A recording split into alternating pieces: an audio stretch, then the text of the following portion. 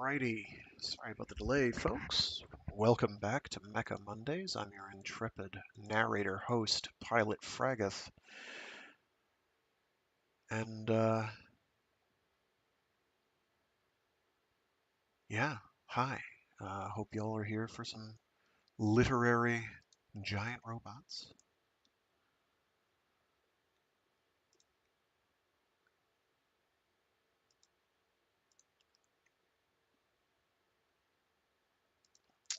So,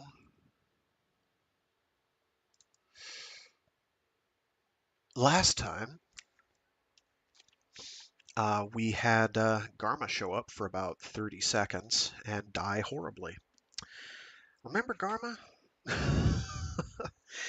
So one of the things you'll notice about the novelization is that certain characters' roles are given a lot less prevalence than they were in the original animated series.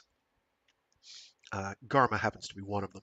Garma kind of gets shafted. Most of the people who show up that are notable in the Earth campaign uh, get nothing. Garma actually rates a mention at least, and he shows up briefly. But other than that, Rambaral, I don't think, beyond his father implied, Jimbaral, has any real meaningful input on anything, nor does Makuve. Yes, the Vaz guy. I don't believe he. Actually, does he show up in the Texas Colony piece? It's been a while since I read this, so this is as close to blind reading as I'm liable to do. I try to actually read things before I do them, and this was like, I've got to read it. I don't think Makuve shows up there, though. We're not going to get to that this week. That's next week, I think. Anyway, I don't think he shows up. Gaia, Mash, and Ortega from the Black Tri-Stars do not show up. Revil shows up a bit. In fact, we might catch a glimpse of him. Um, Basically, the rest of the entire Zabi family is rather more relevant. In fact, we're going to get more work on most of them than, except for Garma, than the series even did. Um, which ties into what we're going to do today, which is going to cover the Giran Zabi speech. Actually, we're getting the Revel speech. I take it back. Do we get the Giran Zabi speech as well? I want to say we do. We might get double speeches. I don't have. Yes, we do get the Giran Garma speech. Um, yeah, there it is. Um, I don't have a voice for Giran yet, so this is going to be interesting. I can't make him sound like Adolf Hitler. A, that's too ham-fisted even for me, and B, um, it'll make no sense because the rest of his family doesn't sound like that. So we'll just go with something generally authoritative and authoritarian without sounding like a classic dictator voice, I guess, and we'll fake it, as we are doing a lot. More than I will ever tell you about, except when I do. We're also going to get introduced to some other characters. Um,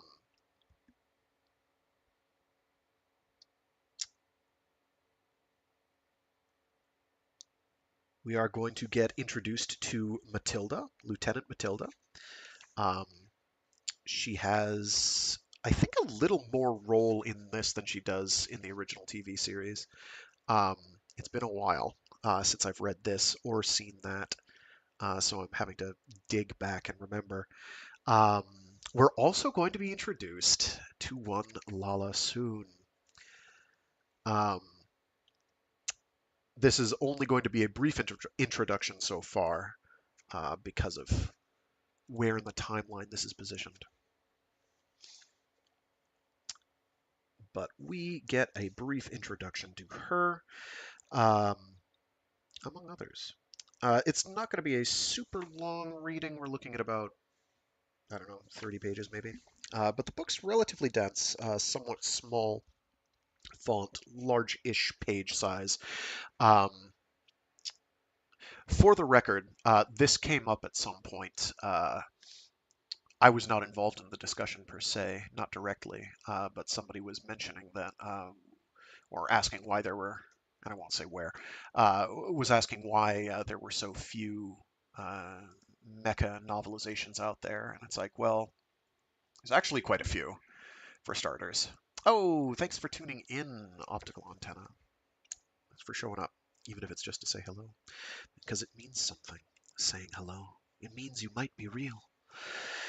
Maybe. Well, I didn't type that, so so someone was asking, why aren't there more novelizations that involve mechs of some kind? It's like, well, actually, there's quite a few. You have to actually look for them, though. They're not they're not hiding in plain sight. They did mention the Gundam novelizations by name, but they were like, oh, but the only one we have has like really dubious translations of their names, um, and whatnot. And I'm like, no.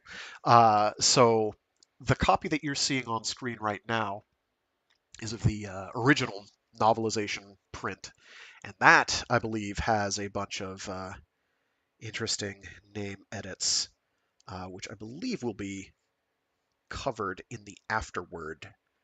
Um, but there's a bunch of names that got mangled because they, an established romanization wasn't there yet. We didn't have one. So Xeon is spelled in some of the older editions variously as Zion, Jion, or Xeon.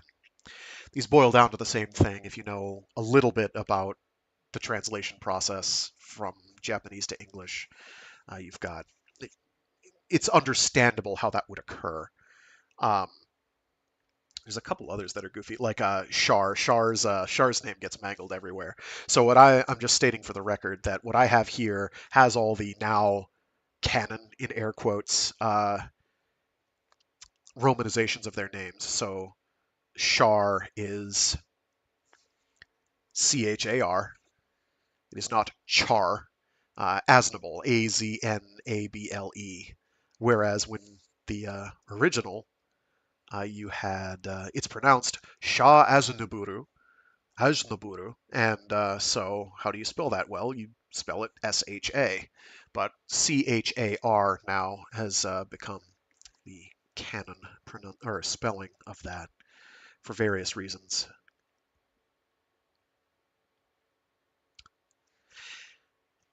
Mostly due to a French guy, a singer, I think. Anyway, getting off of that particular topic and moving on. So previously on, let's see, Amuro killed some dudes again. He's our favorite little murder machine. Other than that, Char has ineffectually engaged them a minimum of twice now and done basically nothing. So Char is getting a little frustrated, and now Garma's dead, arguably as a result of his actions, or inactions, as the case may be. And there may be consequences for that. Um, yeah, I wouldn't say it's a terribly new genre for you in the sense that it's basically just military sci-fi translated from Japanese into English. There's going to be a lot of familiarity here. If you're familiar with the original Mobile Suit Gundam, all of this is going to seem familiar, um, but slightly different. If you're not, well, this is actually not a bad jumping in spot, I would say. It cuts out a lot of stuff. Again, the entire portion of the original TV series where they go to Earth, that's not present. And there's quite a lot of good stuff there. Like in the movie trilogy, we get Soldiers of Sorrow, so we're missing out on Soldiers of Sorrow, and the it's no Zaku, my boy, it's no Zaku, and the Black Tri-Stars aren't present either. But space is expanded on, so we get more detail with Lala, we get more detail with the Zabi family, we get more detail. Um, with the new type development program at the Flanagan Institute that our friends at Xeon are working with. We're going to get a little hint of that today, and then we'll get more of it later. Anyway, with that, I'm going to get cracking.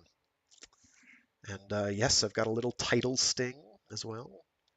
episode card sting sound that we'll be doing again. We'll try and keep doing that for every chapter, as annoying as it will seem. There aren't that many chapters. I think people will get over it if they don't like it. Anyway, um, let's get going.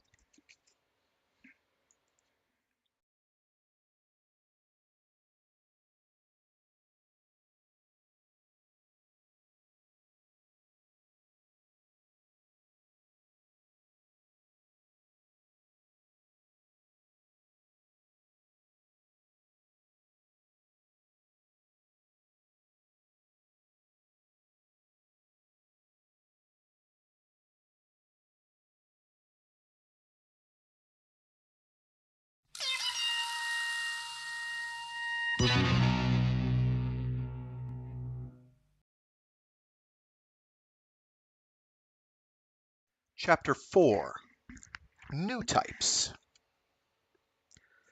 I'm amazed that you all made it to Luna 2 alive. Oh, sorry, that's Matilda.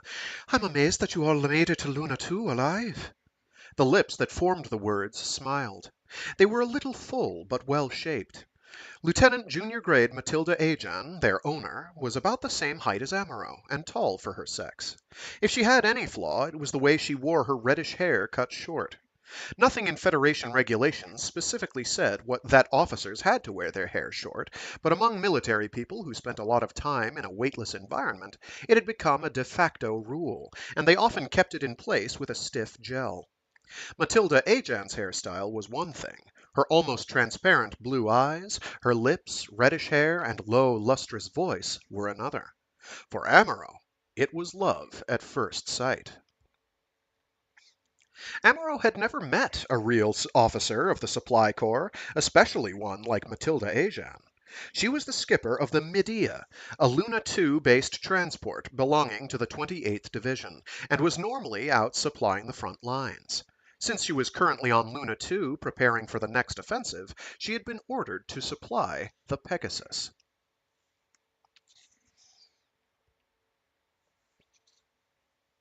Amaro and the other Pegasus cadets had been on Luna 2 once before during their training period, but this time when they arrived they were handed a manual and expected to perform maintenance on the mobile suits. Ever since the Battle of Loom, there had been a chronic manpower shortage in both military and civilian sectors of the economy, and double duties were the order of the day.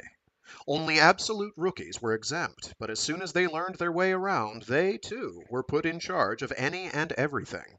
Amaro was now a combat veteran, even though he is sortied a whopping 2, maybe 3 times if you're being generous.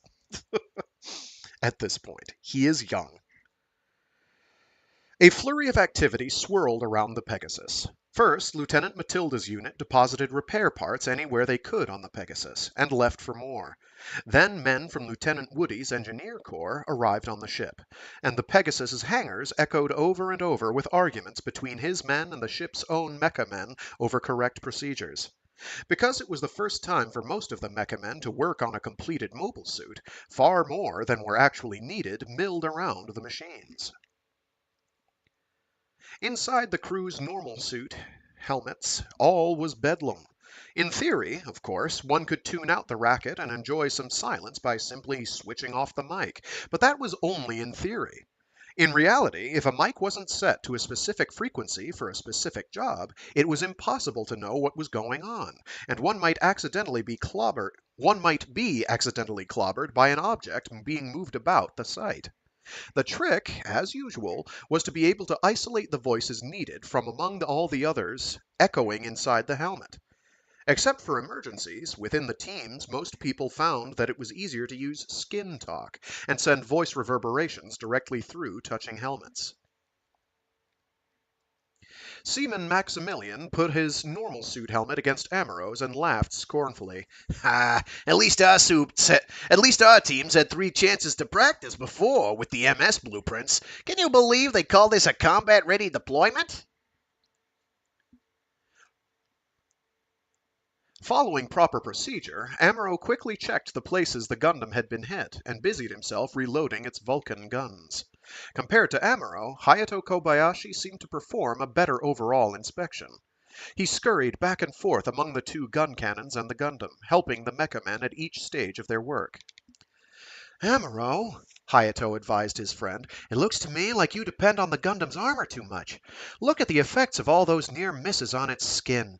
Don't forget, the Gundam's designed mainly for movement. It's not as well protected as the gun cannons.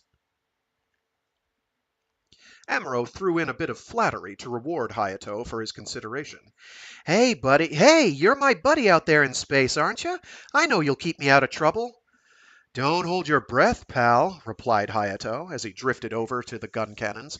Our future assignments haven't been finalized yet, and they won't be till Bright comes back from the general headquarters. Watching his friend in action, Amuro marveled at what a skilled, dedicated worker he was. Then, noticing that everyone around him had moved on to other chores, he floated over to the floor next to the hangar and called up to the ship's bridge on the internal video system. The blonde comtech, Selah Mass, appeared on the display and answered with a yes. I was wondering if you could tell me where the civilian evacuees are located. They're still in the ship's gravity module. Amuro couldn't help thinking her voice had a rather unfriendly tone, as if she wanted to ask why he wanted to know. And there was something else about her, something he sensed she was holding back. Could you switch me over there? I can't contact that module from this monitor. Wait a second. I think so. She tried to lighten up, and with feigned laughter said, Did you know in the old days there actually used to be a job like this called telephone operator? Hang on. Here we go. Sorry, but I can only reach Ward E in Sector 28. Before Amuro could finish telling her that was fine, Medic Sunmalo's face appeared on the screen, demanding, What do you want? I'm calling from the number 2 deck, sir. If there's someone named Fra Bo there among the evacuees, could you get her on the monitor for me? There's some kind of emergency or what? Sunmalo looked angry, but he didn't wait for an answer. His face disappeared, and in its place, Fra Bo drifted into view. Since docking in the Luna 2 port, the Pegasus's gravity gondola had been deactivated, and Fra almost couldn't stop in time. But she righted herself and peered into the camera. Remembering that he still had his helmet visor filter on, Amuro quickly deactivated it and put his face close to the monitor camera, saying, Fra, it's me, Amuro. Amuro? Where are you calling from? The mobile suit hangar. You all right? I'm fine, but... She looked pained, and tears began welling in her eyes, but she continued. When the Zaku's attacked Side 7, Mom and Gramps were... That was about as much as she could get out. With her face in full display, Amuro watched her break down and cry, Fra, you'll be all right. I know you will.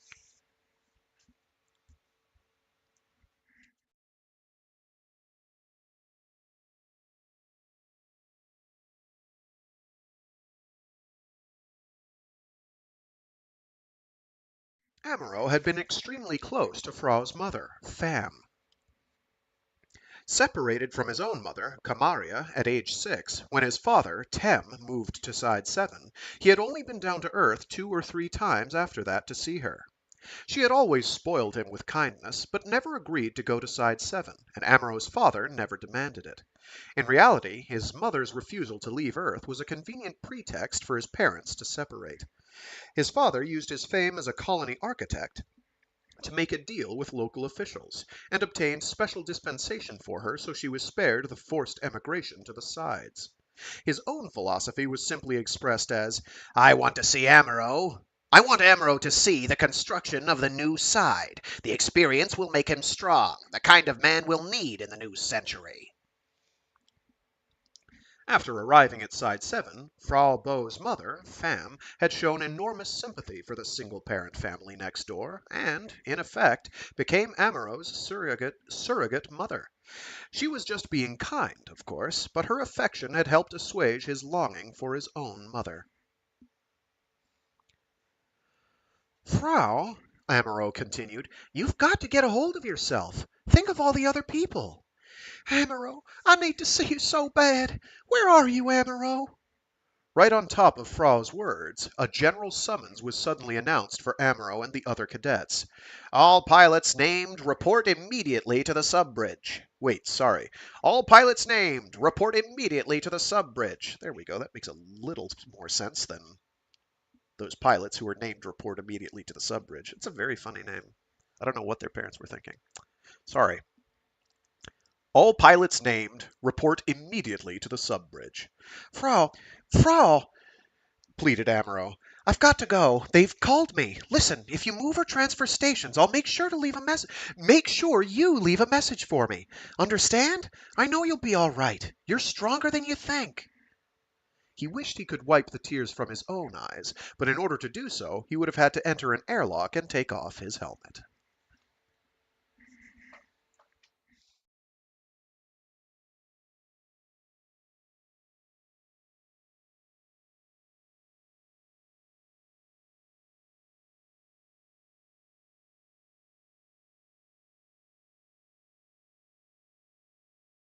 Captain Joaquin, in command of the Federation base on Luna 2, had his office in the centrifugal gravity. Wow.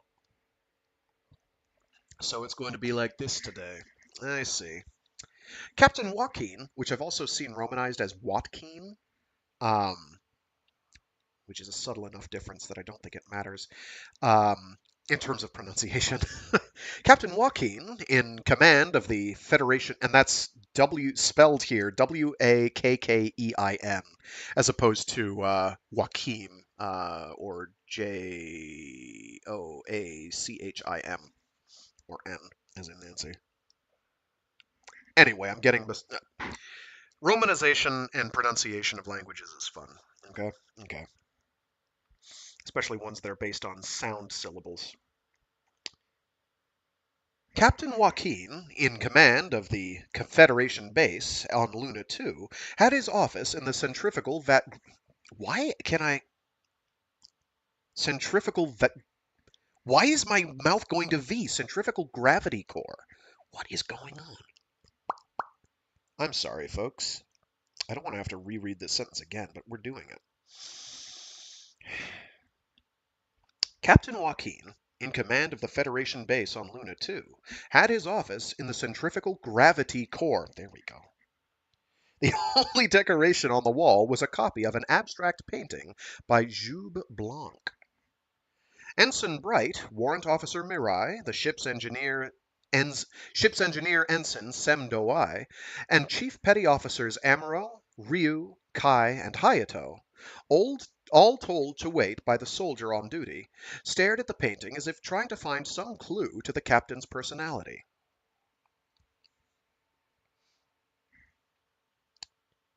They heard the gentle laughter of General Revel approach from the hallway outside. Then Joaquin opened the door and ushered his superior in, still chuckling. Sorry to keep you waiting, troops. Joaquin said it in a rather curt, almost cold way, but Amaro had read a review of his poetry in the local newsletter, Luna 2 News, and knew the man also had a sensitive side to him. As for General Revel, while he had never met him in person before, he had seen many TV broadcasts of his famous Zeon is exhausted speech, delivered after his escape from captivity in Zeon during negotiations on the Antarctic Treaty. The still smiling general returned the salutes of Amaro and the others and performed a cursory review. When his expression turned more stern, Amaro recognized in it the same power he had felt at the time of the TV broadcast, and felt a chill.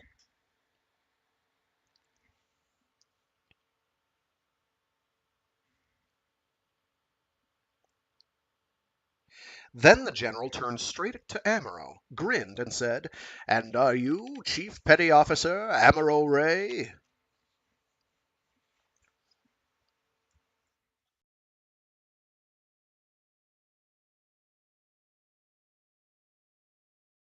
Actually, is the word vacuum somewhere near that line, and maybe my brain was just picking up on that? I don't know. I don't understand why I was having trouble with that optical antenna. I truly don't. I don't know why I was adding in vacuum.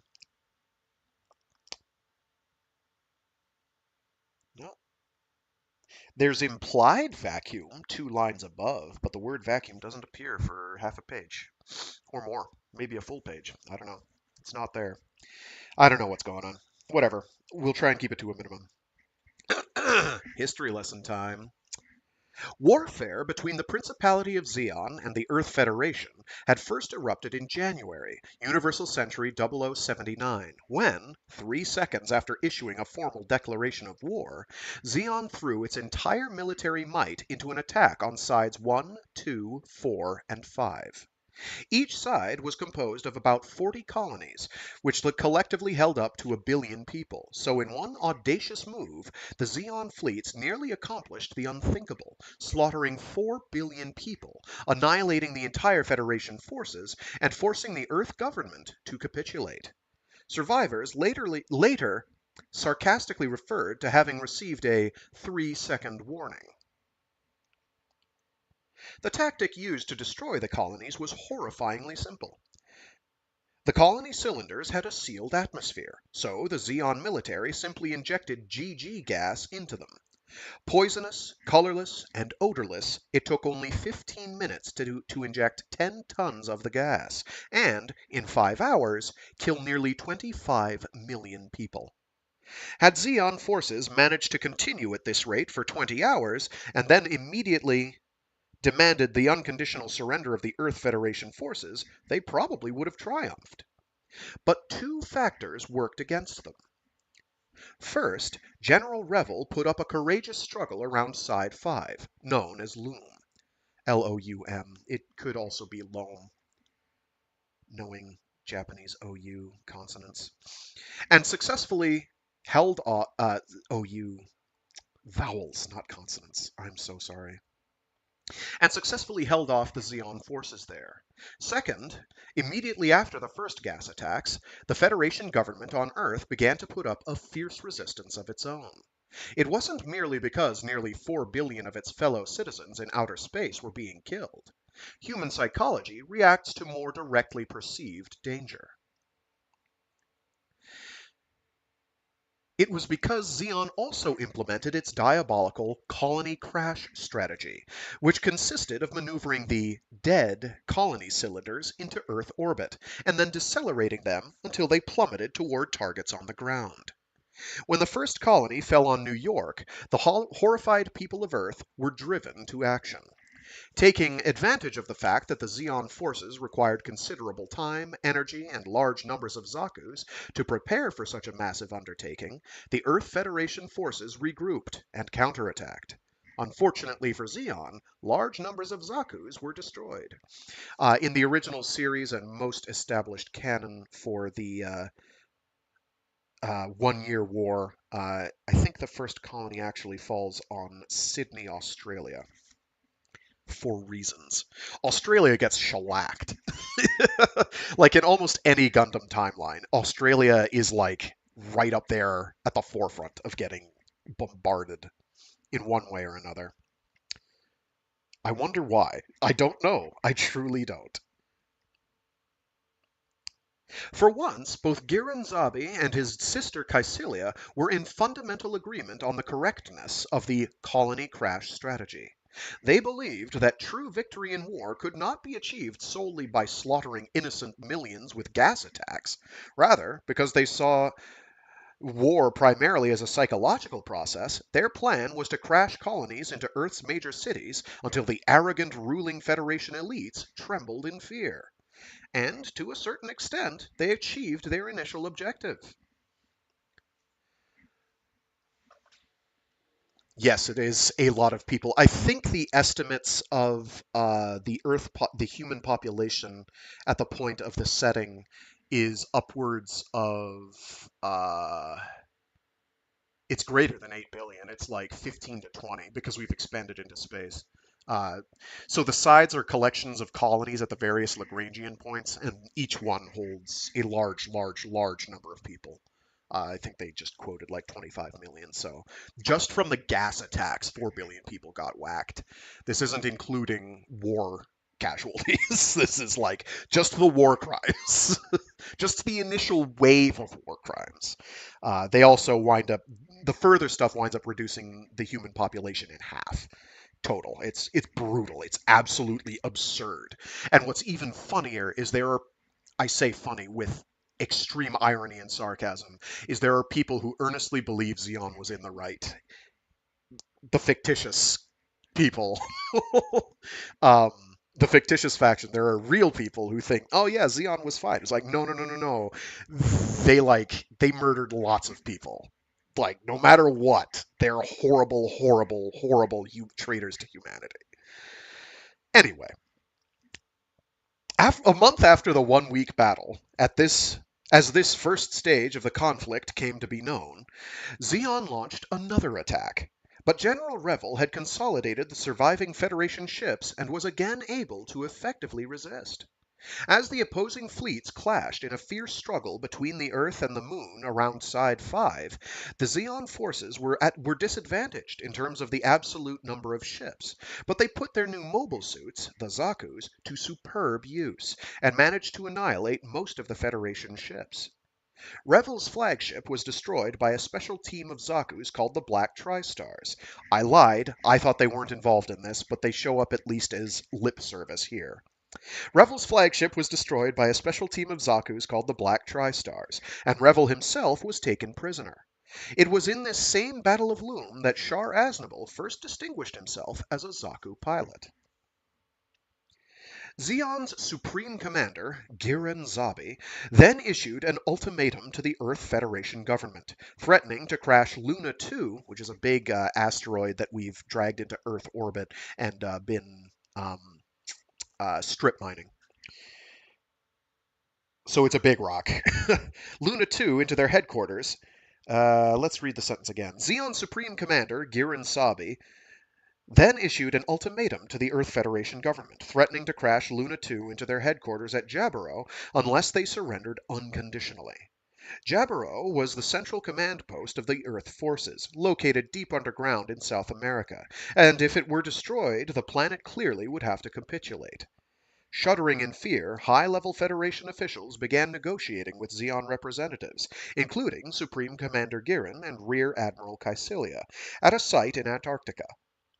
While most felt unconditional surrender was unavoidable, they asked Giran for 10 days to debate the issue among themselves. Without waiting for their decision, Giran returned to Xeon, entrusting the rest of the negotiations to Caecilia with the advice, "The Earth Federation leadership is spineless. Be sure to take advantage of that." 3 days later, the day before the surrender treaty was to be formally signed, General Revel managed to escape and return alive to Earth.